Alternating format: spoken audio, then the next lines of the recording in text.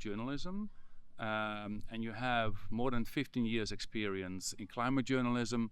So you've witnessed all the changes, or you've reported on all these climate changes. Can you tell us about your journey from climate journalism to an art project like this? What happened with climate change is not just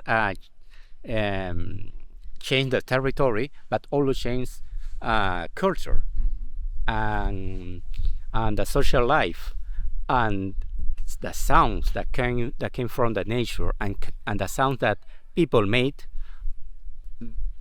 Those sounds also change. I'm very interested in making this approach, in this research, to understand how sounds change in time, to feel, to understand through music, to understand through art.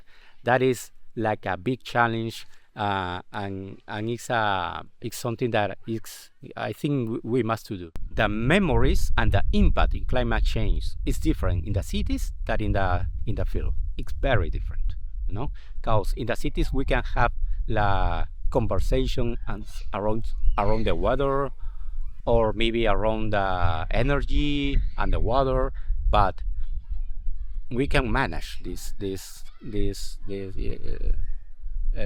conversation and what happened in there.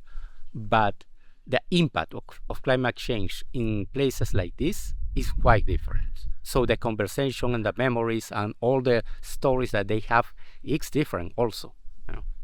They remember birds that they no longer exist, sounds that now are changing, cultural patterns that are changing too, and that is very interesting to understand, to open your ears and your heart, and to try to have a conversation around that.